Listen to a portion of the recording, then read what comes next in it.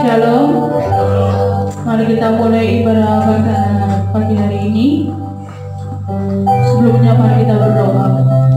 Tuhan, kami ucap syukur untuk kesempatan pada pagi hari ini Tuhan. Kalau kami bisa berkumpul kembali lagi itu semua karena anugerah-Mu Tuhan.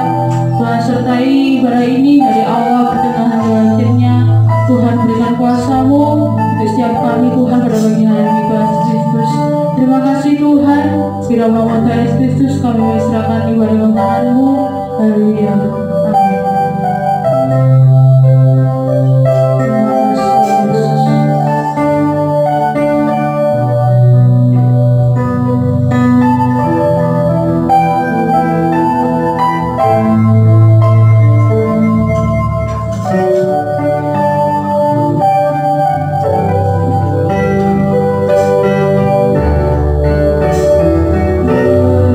Terus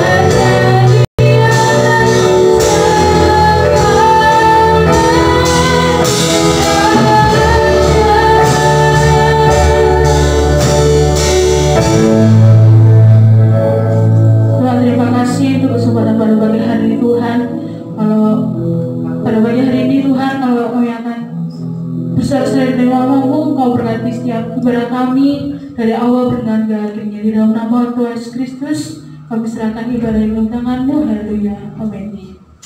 Semuanya bangkit berdiri, kita akan satu pujian betapa baiknya Engkau Tuhan.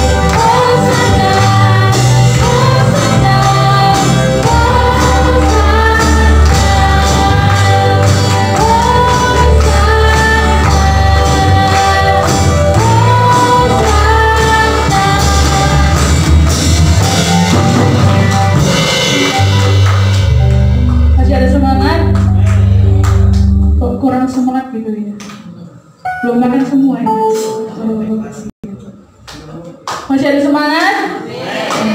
Kita satu pujian lagi. Di hadapan kemenggahan-Mu.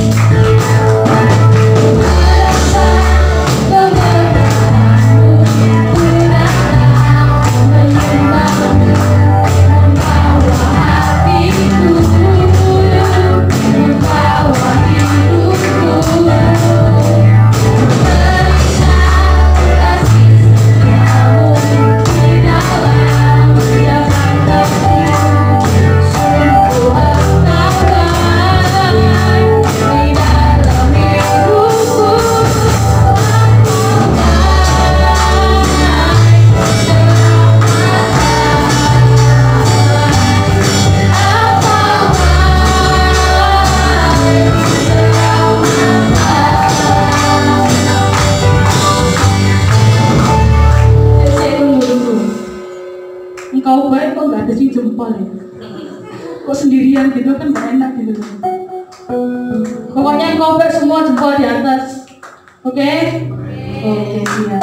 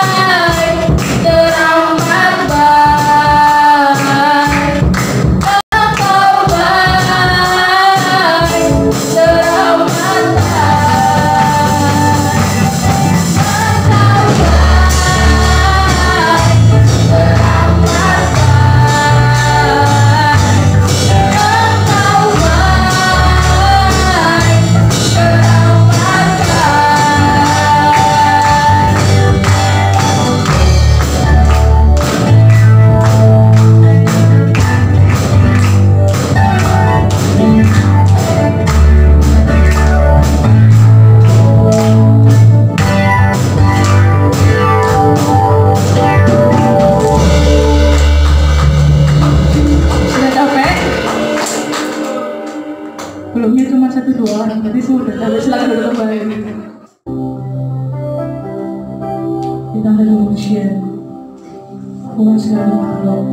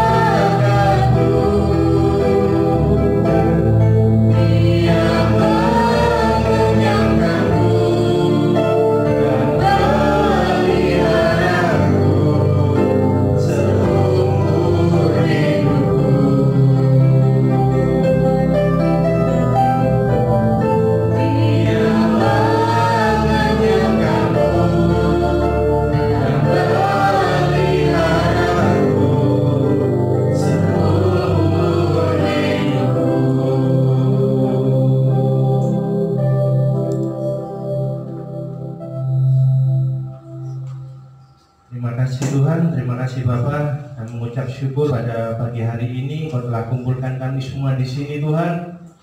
Itu bukan karena kuat dan gagah kami, tetapi ini keinginan hati kami Tuhan untuk mendengarkan, duduk berlutut Tuhan untuk mendengarkan firman yang akan Kau sampaikan pada siang hari ini Tuhan. Kau berkati hamba-Mu yang akan menyampaikan, Kau urapi lidah bibirnya Tuhan, sehingga apa yang disampaikan Tuhan banyak memberkati banyak orang dan banyak merupakan banyak orang Tuhan. Terima kasih Tuhan. Sertai hamba-Mu, sertai jemaat-Mu yang ada di sini maupun yang di rumah Tuhan, yang online. Kau berkati, Kau jagai, Kau lindungi, Kau sertai Tuhan. Terima kasih Tuhan. Dalam nama-Mu kami siap mendengarkan firman Tuhan. Haleluya, amin.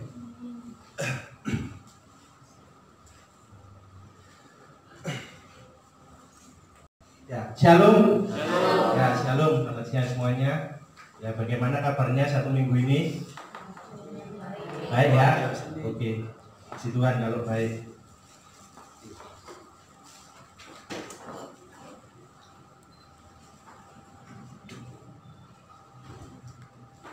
Ya, pada siang hari ini saya udah lama ya, kira-kira 2 bulanan saya terakhir di sini mengenai pengampunan. Saya bersyukur saya diberikan kesempatan untuk berdiri di sini lagi oleh Pak Gembala untuk menyampaikan kebaikan Tuhan dalam hidup saya. Pada siang hari ini tema khotbah kita yaitu sama ya kayak di sini, bijaksana mengolah berkat menjadi baik atau sebaliknya.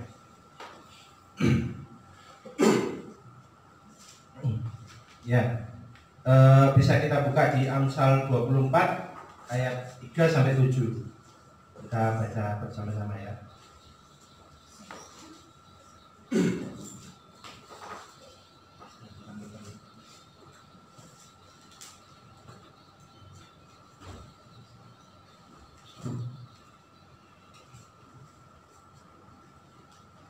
Ya, kalau ngomong mengenai berkat Tuhan itu banyak ya, pasti dari setiap kita itu banyak mengalami berkat-berkat Tuhan ya. Cuma kadang kalau kita dapat berkat itu kadang itu kita lupa sama yang menciptakan kita.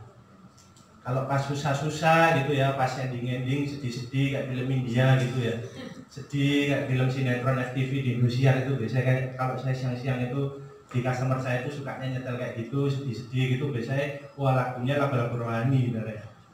Lagu-lagu rohani, lagu-lagu apa, di style semua ada, sampai set penyanyinya mungkin di style semua ya, karena memang kita butuh Tuhan seperti itu. Tapi nggak hanya kita susah aja ya, nggak hanya kita susah aja butuh Tuhan. Tapi setiap kita kalau kita mau melangkah sama Tuhan, setiap harinya kita memang harus dekat sama Tuhan.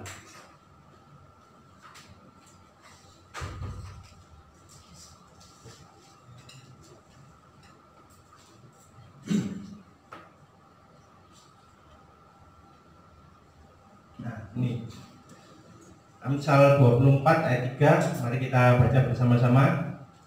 Dengan hikmat rumah didirikan, dengan kepandaian itu ditegakkan. Ayat 4 ya, dan dengan pengertian kamar-kamar diisi dengan bermacam-macam harta benda yang berharga dan menarik. 5. Orang yang bijak lebih berwibawa daripada orang yang kuat, juga orang yang berpengetahuan daripada orang yang tegap kuat. Karena hanya dengan perencanaan engkau dapat berperang, dan kemenangan tergantung pada penasehat yang banyak. Ayat terakhir ayat 7. Hikmat terlalu tinggi bagi orang bodoh, ia tidak membuka mulutnya di pintu gerbang. Amin. Ini surat Amsal yang memang benar-benar isinya itu pengetahuan, hikmat. Kitab Amsal ini kitab hikmat ya. Jadi banyak hikmat di sini, banyak pengetahuan di sini yang akan kita pelajari seperti itu.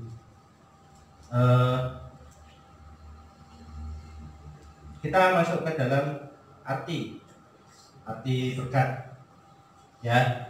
Arti berkat dalam kamus bahasa besar Kamus Bahasa Besar Indonesia, karunia berkat yang membawa kebaikan dalam hidup manusia. Berarti kalau kita dapat berkat itu kita dapat kebaikan ya saudara-saudara ya.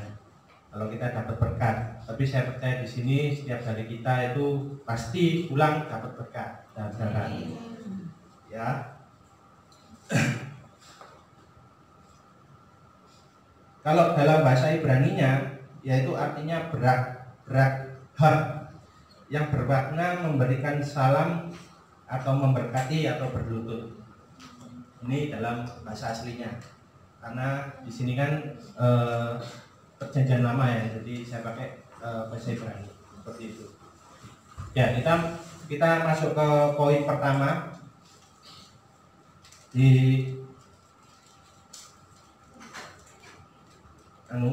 poin pertama, yaitu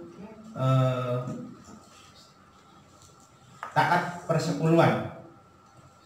Poin yang pertama ya. Kenapa berkat kok taat persepuluhan?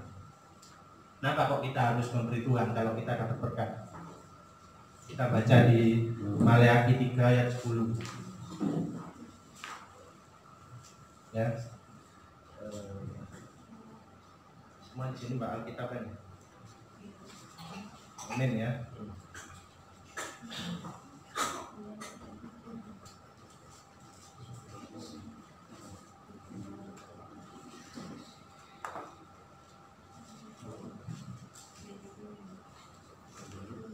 Ya, kita baca bersama-sama Maleakhi 3 ayat 10.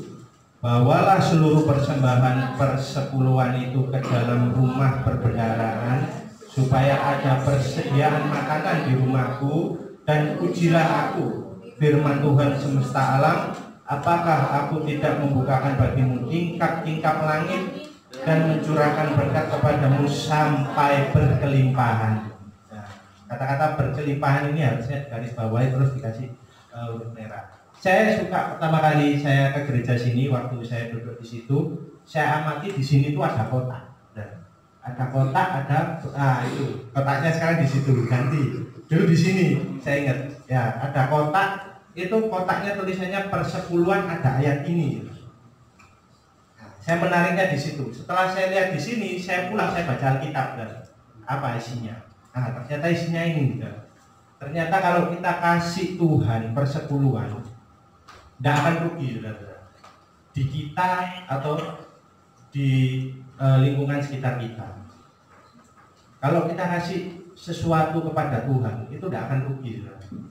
Kalau saya boleh bercerita sedikit, awalnya itu saya itu tidak ada pemikiran untuk saya itu membuka doa ya setiap Jumat ya. Bukan doa, mungkin ada beberapa jemaat di sini yang juga hadir. Tapi pada saat itu Tuhan berbicara lewat saya dalam waktu saya tidur. Saya disuruh untuk membuka doa bersama. Karena dari doa bersama ini kita itu semakin kuat. Kan ada beberapa kali di ayat firman Tuhan ini ada kata-kata kuat seperti itu. Karena kalau bicara mengenai berkat, memang kita itu harus kuat dalam proses Tuhan seperti itu. Bukan kalau kita tidak kuat tidak dapat berkat, tidak. Tetap Tuhan bilang anak cucu daripada Abraham itu pasti akan terberkati, saudara. Bahkan yang tidak seagama dengan kita seperti itu, tetap Tuhan akan memberkati. Tapi kadang itu kalau kita dapat berkat, saudara, kadang itu kita lupa, aduh enak loh. Biasanya di ACM itu gak ada isinya, terus sekarang terisi itu, wah tiba-tiba kan jadi OKB terus ya. Orang kaya baru ya. Semua dibeli, semua satu-satu kalau bisa. Tapi kadang itu Tuhan itu memberikan kita itu ujian. Kadang kita itu diberikan sedikit berkat sama Tuhan, dipancing. Kita itu taat gak sama Tuhan dengan pancingan berkat ini? Kira-kira kita itu semacam kayak diuji, seperti kayak kita sekolah itu ada tingkatannya, kita naik kelas seperti itu. Bertahan tidak kita menghadapi kehidupan yang keras seperti ini di dunia ini? Bertahan enggak kira-kira? Iman kita bertahan enggak sebagai anak-anak Tuhan ya? Kalau kita itu benar-benar taat, benar-benar rajin sama Tuhan, kita dipancing dulu, kasih berkat dulu, saudara. Dikasih berkat, kira-kira bisa enggak ini mengelola, bijak seperti itu. Kadang kan kalau kita dapat berkat itu udah bingung ya, bingung apalagi kalau saya dapat sebuah proyek itu, sebuah tender gitu masuk rekening sampai saya putar lagi seperti itu, saya senang saudara. Tapi apakah dengan kesenangan kita itu bisa menyenangkan hatinya Tuhan juga seperti itu? Apakah kita memang benar-benar persepuluhan tiap, ya nggak tahu ya saya gimana kalau di tempat lain. Kalau saya memang benar-benar, saya biasanya masukkan kan? Seperti itu, saya masukkan. Jadi saya kembalikan lagi ke Tuhan. Tuhan yang kasih, kita yang kembalikan lagi ke Tuhan, seperti itu. Ya, kita belajar terhadap dua tokoh dalam Alkitab. Yang pertama yaitu Yusuf. Ya, semua tahu ya cerita Yusuf di sini ya. Yusuf ini terkenal, bahkan sampai kapan hari saya khotbah di sini saya juga mengangkat tokoh Yusuf ini. Ya, Yusuf ini kalau kita lihat backgroundnya adalah sebagai Perdana Menteri Mesir. Dia dipercaya Tuhan sebagai Perdana Menteri di Mesir, di Firaun ya. Tapi dalam perjalanan pertamanya dia itu mulai dari nol, bahkan dibuang dalam umur muda. Tapi dalam umur muda ini dia maksudnya dia tidak patah semangat walaupun dia muda. Kadang itu kalau kita muda itu masih jauh, kita seneng-seneng dulu lah, menikmati masa muda lah, mumpung umur ini masih jauh. Kita seneng-seneng dulu lah, kita have fun dulu. Gimana menurut cara kita supaya kita itu senang dulu daripada Tuhan. Memang berat. Godaan anak muda ini banyak seperti itu. Bahkan di tokoh Alkitab yang satu ini juga Yusuf ini juga dicobai seperti itu. Mulai dari pura-pura istrinya Potifar itu pura-pura modelnya pura-pura diperkosa, entah gimana banyak cobaannya saudara. Hanya satu mungkin dalam kehidupan kita. Saya lihat di sini juga banyak anak-anak muda, saudara. Mungkin bisa belajar dari tokoh Alkitab Yusuf ini. Yusuf ini nggak langsung, saudara. Pertama kali ujuk-ujuk datang ke Firaun langsung diangkat jadi Perdana Menteri, enggak saudara. Pasti ada proses seperti itu. Ada proses, mulai dia jadi budak seperti itu, dibuang ke Mesir sampai dia jadi tangan kanannya Potifar, terus diangkat lagi jadi Perdana Menteri di Mesir. Ini contoh salah satu yang sukses, saudara. Yusuf ini contoh salah satu orang yang sukses seperti itu, yang bijaksana dalam mengolah berkat. Kadang kita itu ya nggak kenal usia ya, kadangnya muda tua, kadang apapun itu. Kadang itu kalau kita dapat berkat itu mementingkan diri sendiri gitu, atau mementingkan orang yang terdekat dulu dalam kita. Kita pentingkan dulu. Coba sekali-sekali saudara, mindset itu diputar ya. Coba kita pertama kali dapat berkat, kita pentingkan Tuhan dulu. Coba lihat bagaimana hasilnya saudara. Kalau tidak percaya, kita pentingkan kepentingan Tuhan dulu. Begitu kita dapat berkat, kita pentingkan kepentingan Tuhan dulu. Yaitu ya poin pertama tadi itu, taat persepuluhan. Kalau bisa jangan sampai persepuluhan ini jangan sampai putus, saudara. Seperti itu. Karena dari sinilah Tuhan akan mengembalikan berkali-kali lipat, bahkan beribu-ribu lipat dalam kehidupan saudara. Pasti saudara sendiri yang akan merasakan, saudara. Nanti orang lain yang akan melihat seperti itu. Orang lain yang akan melihat dan menilai dalam kehidupan saudara. Wah, sudah sukses sekarang ya. Padahal ini semua karena pertolongan Tuhan, saudara. Pertolongan Tuhan itu bentuknya macam-macam, saudara. Tidak hanya kita dapat berkat itu secara uang. Kebanyakan orang sekarang ini menilainya itu dari uang, saudara. Dikit-dikit uang, segala macamnya uang. Uang itu kayak seolah-olah itu berkuasa, saudara. Seperti raja. Kalau tidak ada uang itu tidak enak, saudara. Tidak asik kalau kata orang sekarang. Semua nilainya dari uang, ngukurnya dari uang. Segala macam bentuk ukuran itu semuanya dari uang, saudara. Nah kadang itu kita itu nggak peka terhadap berkat Tuhan. Mungkin kesehatan kita sampai sekarang ini bisa datang ke sini, bisa mendengarkan khotbah di sini, bisa puji-pujian menyembah Tuhan di sini. Itu merupakan suatu berkat, saudara. Karena kalau kita sakit, saudara, di rumah sakit teman saya sakit itu sampai habis puluhan juta, saudara, untuk bayarin itu.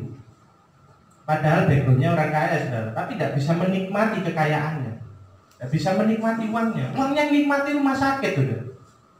Dia cari kerja susah-susah sama anak cucunya, tapi anak cucunya nggak nikmati, yang nikmati rumah sakit, nginep kok sampai berbulan-bulan. Yang nikmati berarti rumah sakit, saudara. Karena dia kerja di store untuk rumah sakit, nggak di store sama Tuhan, makanya kan ya kalau kita taat persepuluhan, pasti di Yeremia 29 ayat 11 rancangan-rancangan kecelakaan, rancangan-rancangan yang jelek-jelek terhadap hidup kita itu pasti ada perisainya, saudara. Ketolak sendiri, saudara. Orang-orang yang niat jahat sama kita, orang-orang yang ingin menyakiti kita, orang-orang yang ingin hidupnya negatif sama kita, itu pasti Tuhan singkirkan, saudara. Kalau kita benar-benar dekat intim sama Tuhan, hal-hal yang jelek itu pasti Tuhan singkirkan, saudara.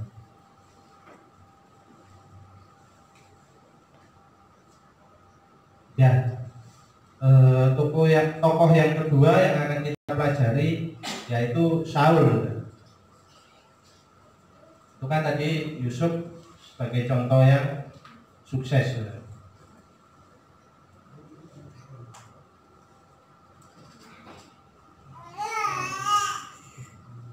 Ya, Saul ini backgroundnya adalah sebagai raja pertama di Israel. Raja pertama, saudara. Kalau biasanya orang yang dipilih pertama itu biasanya paling unggul, saudara. Dalam kriterianya, kalau kita pilih mobil, pilih apa, barang-barang itu kan ada spesifikasinya. Berarti spesifikasinya paling mumpuni, paling jago di antara yang lain. Ia memerintah selama 40 tahun, lama sebenarnya. 40 tahun itu kalau kita punya anak terus sampai gede itu mungkin udah nikah, udah punya anak. Seperti itu. 40 tahun dia memerintah di kerajaan Israel. Saul diurapi sebagai raja ketika ia masih sangat muda, mungkin awal 20 tahunan. Dia diurapi sebagai raja. Nggak gampang, saudara. Umur 20 tahun sebagai raja, kira-kira yang lebih senior bantah enggak? Umur 20 tahun, umur 30 tahun, umur 40 tahun, mungkin ada bawahannya yang umur 5 tahun, kira-kira bisa tunduk enggak sama dia? Kalau secara senioritas pasti tidak akan tunduk, karena kalah pengalaman. Hidupnya, startnya lebih dulu bawahannya. Tapi kenapa kok dia dipilih Tuhan umur 20 tahun? Umur 20 tahun jadi raja. Pada awal pemerintahannya sebagai raja Israel, Saul terlihat menjanjikan. Ia memimpin pasukan Israel untuk memerangi Bani Amon ketika mereka mengancam Yabes Gilead, dan Saul berhasil mengalahkan bangsa Amon tersebut. Wah, menarik ya ini ya, di awal-awal ya. Saul ini kalau kita balapan motor itu gaspol, gaspol. Di umur 20 prestasinya banyak sebutan prestasi yang ditampilkan oleh Saul. Muda, bersinar, smart, pinter. Tapi kadang itu banyak halangan-halangan, saudara. Banyak jeglongan-jeglongan yang kita itu kadang nggak ngerti. Makanya perlu mata Tuhan untuk menerangi jalan-jalan kita. Kalau saya lihat kesaksian teman saya, mereka lebih tua daripada saya, lebih senior daripada saya. Kalau cerita itu macam-macam sebenarnya. Saya itu usaha sudah 7 kali, usaha sudah 8 kali, tidak pernah berhasil. Yang salah siapa saja? Usaha 7 kali, ngerintis sampai 7 kali, ngerintis sampai 8 kali. Awalnya enak, awalnya oke, awalnya masuk, awalnya enak, pertengahannya enak, endingnya habis. Banyak teman saya yang cerita ke saya seperti itu, supaya saya ini lebih muda daripada dia, supaya saya ini tidak melakukan hal yang sama seperti dia. Maksudnya dia baik, tapi apakah sama kehidupan dia sama saya? Ceritanya apa sama? Bidang usahanya aja beda, nggak mungkin ceritanya sama seperti itu. Cuma saya hargai kebaikan dia bisa menceritakan seluruh profil kehidupannya kepada saya. Tapi satu yang saya garis bawahi, berarti dia tidak dekat dengan Tuhan. Seperti itu. Dia melangkah sendiri. Dia tidak bisa bijaksana mengolah berkatnya tadi. Yang dia dapat, usaha-usahanya itu tidak dia olah dengan baik, sehingga menimbulkan suatu sebaliknya, sehingga menimbulkan celaka untuk dia. Seperti itu. Usahanya pertama awalnya berhasil, tengah-tengah berhasil, akhirnya mau malah tambah utang. Nah ini kan kalau di neraca perusahaan kan berarti defisit, tidak ada hasil yang untung, malah buntung, 2 kali daripada modal ruginya. Seperti itu. Ya terkadang itu Tuhan itu sudah peringatkan saudara. Bahkan sebelum ada ilmu ekonomi, saudara, sebelum ada sarjana ekonomi, Tuhan itu sudah membuat manajemennya dalam Alkitab. Semuanya itu ada. Kalau saya baca itu ada semua, macam-macam. Ada semua aturannya, ada semua syaratnya. Bagaimana kita menjalankan ekonomi, bagaimana kita menjalankan berkat Tuhan ini dengan baik, seperti itu. Kalau tidak baik, saudara, banyak saudara macam-macamnya. Teman saya sugih tapi judi juga. Ya apa? Malah judi. Uangnya dapat berkat, wah seneng digawe judi, malah kompok mana judi. Dimasukno lagi judi. Ada teman saya dapat berkat, malah lu ngonang pijet. Seperti itu, diputer di pijetan. Sing enak, seperti itu. Yang mana yang enak? Teman saya ada lagi yang punya uang. Senengannya itu, saudara, apa? Beli mas-masan, dibeli kabeh, 1 masih perlu dibeli. Seperti itu. Lucu, saudara. Kadang orang itu dapat berkat itu udah bobo, grogi, gak pernah pegang uang ya. Biasanya nih di ATM dicek keluar mana kartu itu. Nah ini dicek banyak saudara saldonya. Ada orang kaya, saudara. Wah, nek melaku saudara, langkai mungkin digoyang-goyang ini, saudara. Kayak mafia Meksiko ya. Tapi kadang itu kita itu lupa sebenarnya yang kasih berkat itu siapa sih? Tidak mungkin saudara, kalau tidak Tuhan yang kasih. Tuhan itu pasti menggerakkan rancangan-rancangannya ya. Saya suka itu pada waktu saudara junior Jumat khotbah itu. Sebenarnya separuh khotbah itu sebenarnya mau tak khotbahkan, tapi pada waktu kemarin Sabtu saya perjalanan ya mau pergi itu cari RP1 Sofi ya. Tiba-tiba di perjalanan itu Tuhan ingatkan saya, wah kamu harus khotbah mengenai cara mengelola berkat. Siap Tuhan. Saya sampai kaget seperti itu. Mungkin karena saya sekarang sering berdoa, sering dekat sama Tuhan, sering komunitas seperti itu. Saya rajin, saya aktif. Jadi dengar suara Tuhan itu cepat loh. Beda sama dulu ya. Dulu rada konselit itu. Tuhan suruh bilang seperti ini. Karena banyak anak Tuhan sekarang itu terjebaknya dalam sini. Banyak terjebaknya dalam sini. Teman saya satu lagi lucu saudara, dapat berkat main trading. Wah, luar biasa ini ya Mas. Saya ngeliatnya ngeri saudara, sampai merinding. Wih, sangat dapat berkat kabeh nang trading. Tahu trading ya? Permainan apa? Naik turun emas itu, online itu. Wih, sangat itu. Hebat nih. Selesai entek buyang nangis itu. Ya, berharap 2 kali lipat lebih kaya. Siapa sih di sini yang nggak mau kaya, saudara? Semua orang saya tanya pasti mau kaya, saudara. Nggak mau hidup susah, saudara. Nggak ada orang lain dilahirkan untuk hidup susah sampai mati. Nggak ada. Yang salah itu kita sendiri, saudara. Nggak mau berusaha. Ya, kita contoh dalam Saul, saudara. Saul ini juga gitu.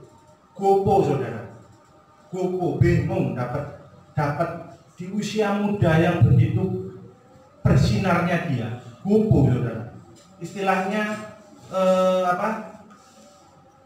berapi-api tapi salah api-apinya, gopo. Sehingga di tengah perjalanan dia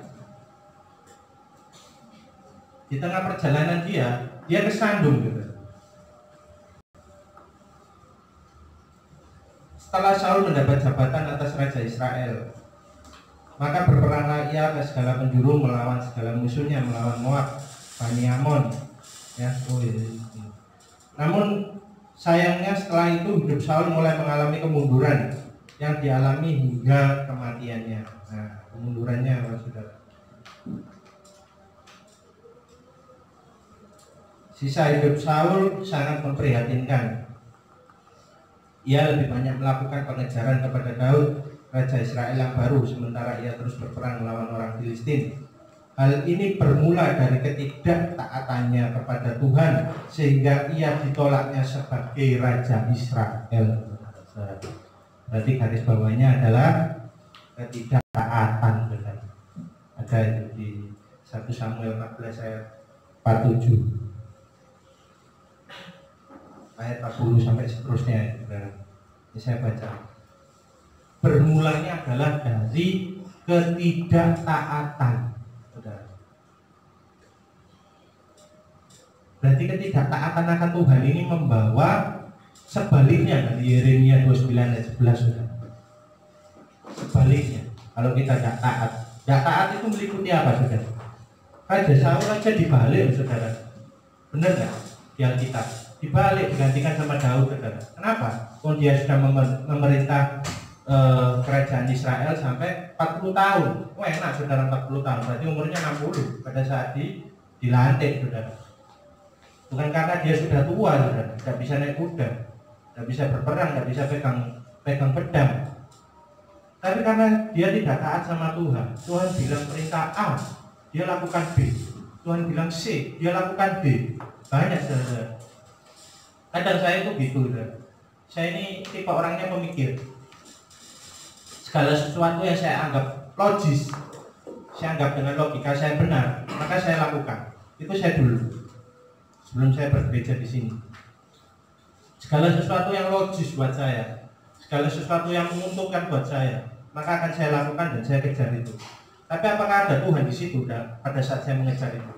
Tidak ada, saudara. Yang ada malah kekuatan kita sendiri, saudara, yang kita kejar. Capek, saudara, capek. Kalau kita bekerja sendiri tanpa ada Tuhan di situ. Seperti itu. Kalau saya bandingkan dengan saya sekarang, saya bekerja sama Tuhan, enak saudara, santai saudara. Karena Tuhan sudah persiapkan untuk masa depan kita.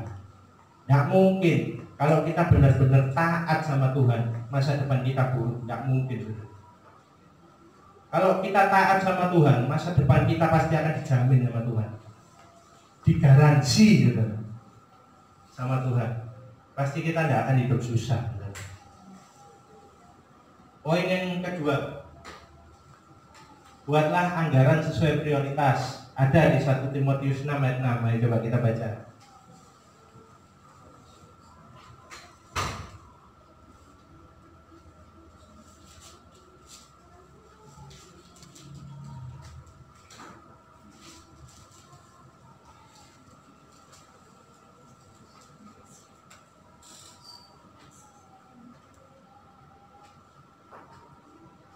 Oh iya. 1 Timotius 6 ayat 6, memang ibadah itu kalau disertai rasa cukup memberi keuntungan besar, saudara. Ini loh jawabannya, saudara. Ini di poin yang kedua, saudara. Poin yang pertama yaitu taat persepuluhan tadi. Poin yang kedua yaitu memang ibadah, garis bawah, saudara, itu kalau disertai rasa cukup memberi keuntungan besar, saudara. Berarti ibadah ini kira-kira untung enggak, saudara, datang di sini? Yang mungkin jauh-jauh mengeluarkan banyak uang, mengeluarkan tenaga, kira-kira untung enggak ibadah? Untung, saudara-saudara. Karena apa? Disertai rasa cukup, saudara. Kita datang ke sini, kita bilang sama Sang Pencipta Tuhan kita, Tuhan Yesus Kristus, bilang, Tuhan, saya bersyukur, saya bisa menikmati berkat yang Kau berikan. Entah itu berkat apa yang kita rasakan tiap hari dalam hidup kita syukuri itu. Pasti itu ada jalan kemenangan, saudara-saudara. Saya yakin itu, saudara. Karena saya sudah mengalami, saudara, sampai air mata ini merintih-rintih, saudara. Pada saat saya pertama kali di sini, saudara, saya cuma pegang uang 2000. Saya dipecat. Mungkin saya sudah cerita ya. Saya dipecat. Saya tidak ngerti besoknya harus makan apa. Mungkin saudara junior juga sudah sering mendengarkan waktu saya telepon. Saya dipecat. Bahkan bayar nasi padang itu dibayar dia. Tidak ada uang.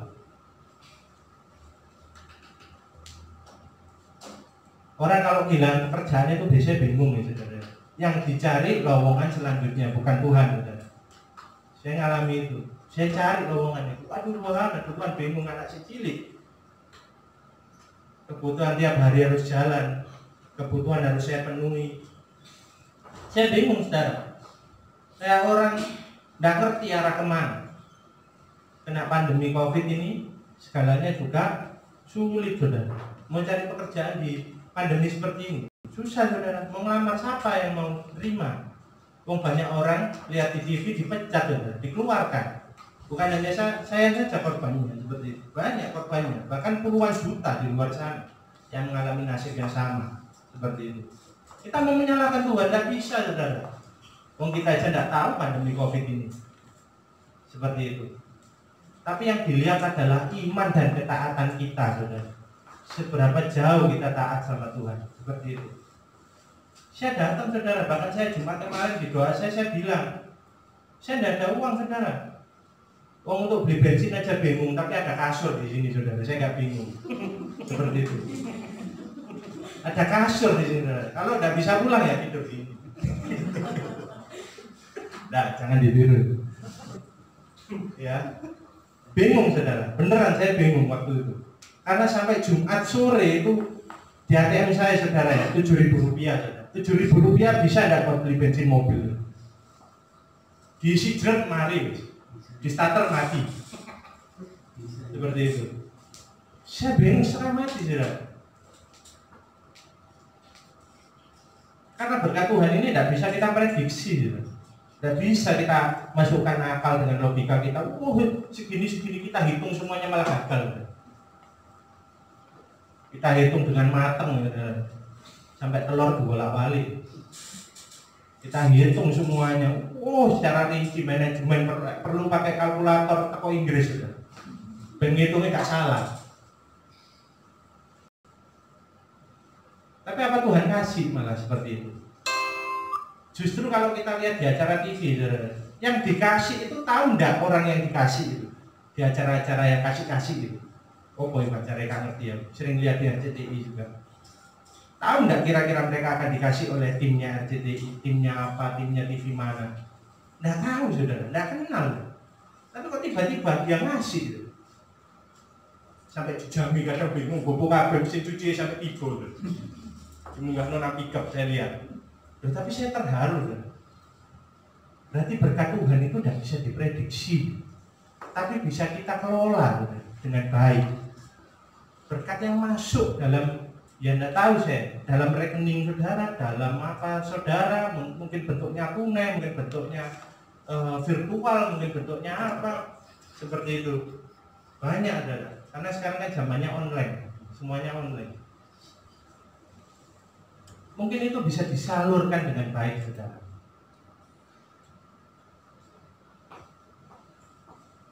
Kita bisa saling memberkati seperti itu. Tidak, berkat ini tidak hanya disimpan dalam diri kita sendiri. Kita kelola, kita dengan bijak, kita tulis, saudara. Bahkan kita tulis, kita kita berikan 1/10-nya untuk Tuhan, mungkin untuk gereja ini, untuk pelayanan kita semua di sini mungkin seperti itu. Untuk pekerjaan-pekerjaan Tuhan akan kembalikan. Tuhan tidak mau berhutang, saudara. Tuhan tidak mau berhutang terhadap kita yang taat sama janji-janjinya, saudara. Tuhan tidak akan berhutang, dan Tuhan tidak akan meninggalkan kita dengan keadaan malu dengan hutang-hutang seperti itu. Tuhan pasti angkat tepat pada waktunya, saudara. Amin, saudara. Amin. Saya merasakan 7.000 dalam ATS. Dan itu saya posisinya di Majen Sungkono, saudara. Jadi tinggal 1 kotak. Harus ke sini terus pulang lagi ke Mer. Nggak tahu pulangnya gimana. Saya percaya itu sama Tuhan. Percaya penuh-penuh. Saya dijadwalkan hari Senin ditransfer. Hari Jumat sore itu sudah ditransfer. Bingung saya sampai. Loh, udah masuk. Saya bilang sama dia, udah masuk dulu, yuk pulang. Tak turunan gereja. Bingung dah. Saya sampai ngomong loh. Saya tidak bisa beli konsumsi. Untuk doa saya hari Jumat itu, saya bisa beli konsumsi. Apa yang buat itu? Begitu masuk, saya ngelola, saya bijaksana seperti itu. Saya bayarin utang-utang saya dulu. Nggak seneng-seneng sih, saudara, membeli utang. Saya bayar dulu utang-utang, terakhir baru masukkan nanti ke kota seperti itu. Jadi jangan tinggalkan Tuhan, saudara. Mau nggak kira-kira masuk surganya ditinggal sama Tuhan? Nggak mau ya. Apalagi tidak dapat berkat ditinggal sama Tuhan. Nggak mau ya, saudara. Makanya kita tetap taat, saudara, sama Bapak, satu-satunya Bapak kita di surga. Pasti berkat-berkat surgawi itu turun ke atas kepala-kepala saudara pada saat saudara tidur. Saya percaya itu. Orang yang susah pasti Tuhan akan ubahkan. Orang yang tangisan pasti akan Tuhan rubah dengan tawa sorak-sorai, saudara. Poin yang ketiga yaitu diberkati untuk menjadi berkat bagi sesama. Ada di Galatia 3:9. Mari kita baca bersama-sama.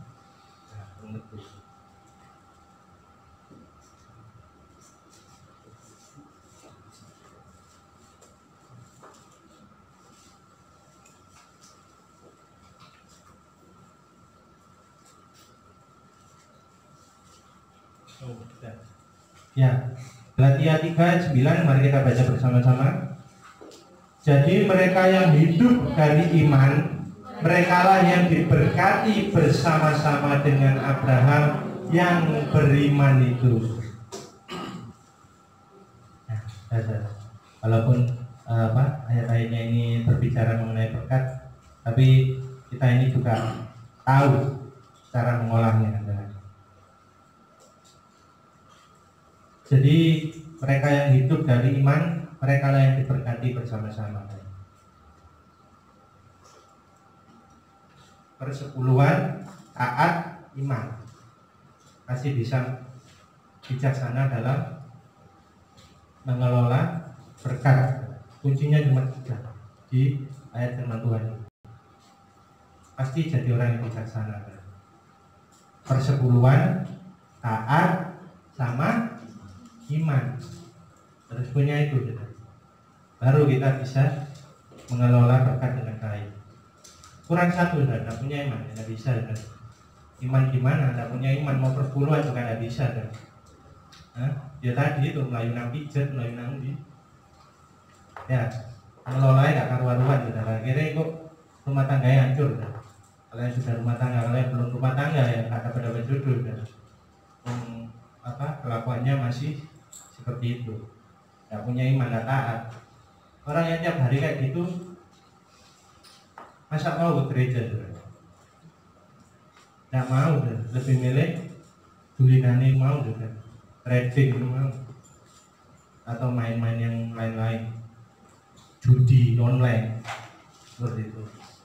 Mau bersepuluhan juga, mau hasil judi kayak bersepuluhan, mau judi gagal gak untung mau bersepuluhan dia, ya. Yang ketiga ini menurut saya poinnya agak berat, saudara. Diberkati untuk menjadi berkat bagi sesama. Ini poin ketiga, bijaksana mengolah berkat. Dalam mengolah berkat ini kita harus diberkati untuk menjadi berkat bagi sesama. Kalau kita tidak diberkati, gimana kita mau memberkati orang? Seperti itu, saudara. Kalau tidak dari diri kita sendiri, gimana kita mau kasih sesuatu yang baik dari Tuhan, kita sampaikan lewat orang lain kalau tidak dari diri kita sendiri juga. Berarti dari diri kita sendiri juga yang harus menjadi contoh, harus menjadi teladan. Seperti Yusuf tadi, di usia muda dia lewati senang-senang itu, tangisan, mungkin rasa khawatir, rasa takut, dia lewati itu. Tapi hasil akhirnya yang dilihat kan biasanya, kalau manusia kan biasanya hasil akhir kan dilihat, tidak dilihat proses, tapi hasil akhirnya itu seperti apa yang dilihat oleh manusia.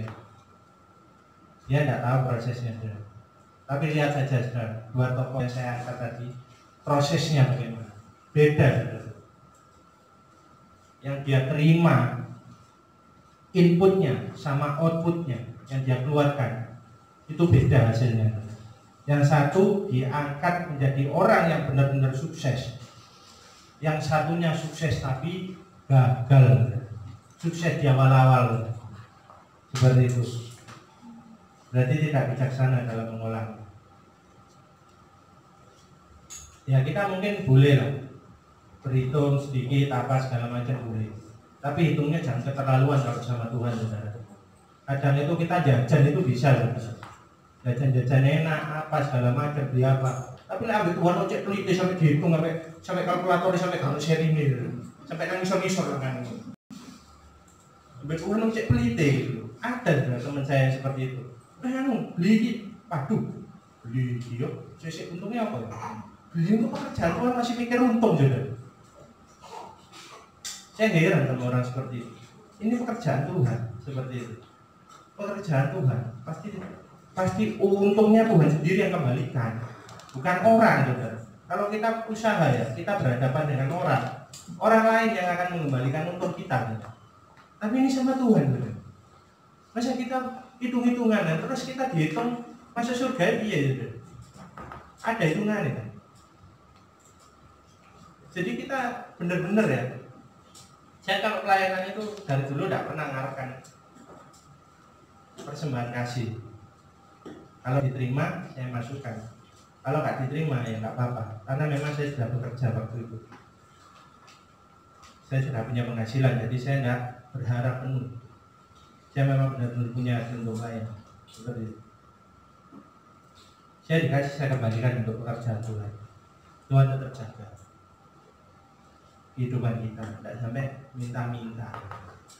Banyak orang-orang di sana yang tidak punya iman. Kita lihat di perempatan minta-minta banyak, saudara. Tapi apakah kita seperti itu? Tidak, saudara. Tuhan pasti akan kasih perisai terhadap anak-anaknya yang percaya sama Tuhan. Pasti tidak akan seperti itu hidupnya, saudara. Bahkan kalau bisa kita bisa membantu mereka yang di perempatan, saudara. Seperti itu. Itu namanya anak Tuhan. Bukan kita jadi kayak mereka, kalau-kelokan salin, saudara, nanti. Enggak, kita pasti akan berbeda. Saya yakin di sini, jemaat di sini maupun yang di rumah juga punya hati yang seperti itu. Ya, saya tutup dengan satu kesaksian, saudara.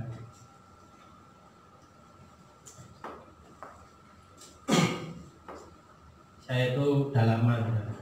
Pada saat saya pertama kali ditunjuk untuk main drum, saya itu udah lama gak pelayanan. Saya kan udah pernah cerita. Saya dari Januari tahun ini sampai Juli saya tidak ke gereja, selalu kabel. Lagian saya waktu itu saya memang pernah pengalaman main musik ini, tapi lama saya tidak pegang ini karena sebelumnya saya main bass seperti itu, main gitar. Makanya saya agak lama tidak pegang ini. Saya pertama muncul saya kaget.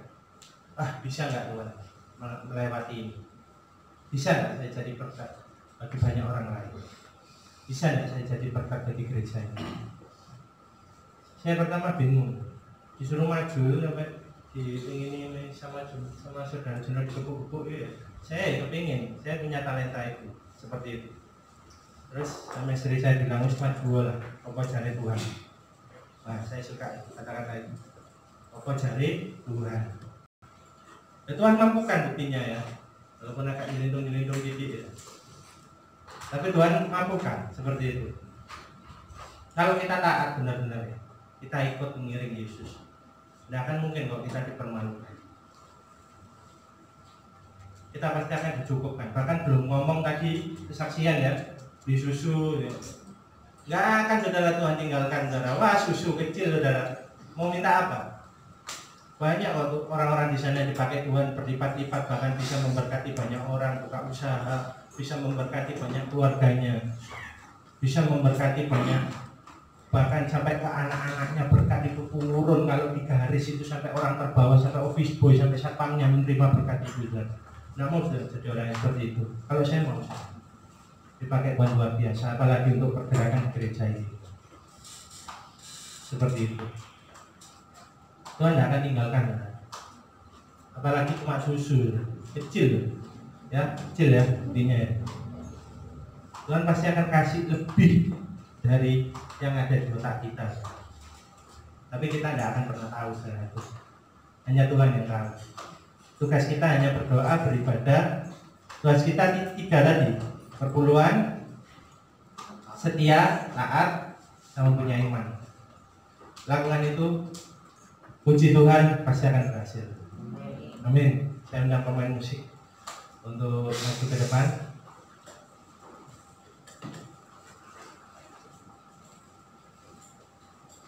Sama WL.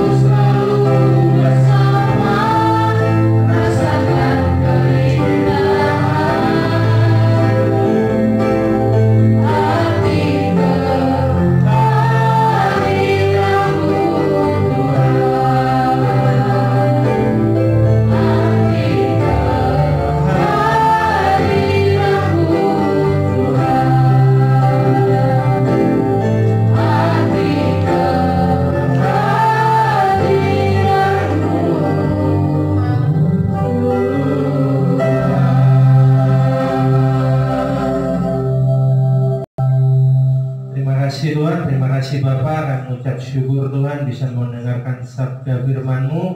Kau telah menyampaikan segala sesuatu kebaikan yang baik bagi kita semua Tuhan. Terima kasih Tuhan. Engkau memberkati dari setiap kami, bagaimana cara mengolah berkat ini Tuhan menjadi sesuatu yang lebih baik dalam kehidupan kita maupun dalam kehidupan orang lain Tuhan. Terima kasih Tuhan, biarlah berkat-berkat-Mu ini Tuhan dapat kita salurkan Tuhan dengan baik, dapat kita kelola dengan baik Tuhan. Terima kasih Tuhan. Engkau berkati dari setiap kami yang mendengarkan firman ini.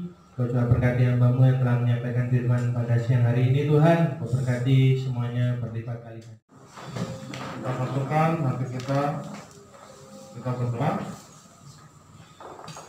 Tuhan Yesus, kami ucap syukur untuk ibadah pada siang hari ini. Kau sudah menyertai pada kami mulai awal sampai pada akhirnya. Terima kasih Tuhan Yesus Kristus, Kau berkati hamba-Mu yang sudah melayani. Tuhan, Kau berkati Michelle yang sudah memimpin dalam puji-pujian. Tuhan pakai orang anakmu, Kau berkati dalam kuliah dan pelayanan dan kesehatannya. Pimpin anakmu senantiasa. Kau berkati juga Bapak Medi yang sudah menyampaikan pesan firman-Mu. Kau semakin pakai urapi hamba-Mu ini Tuhan Yesus Kristus.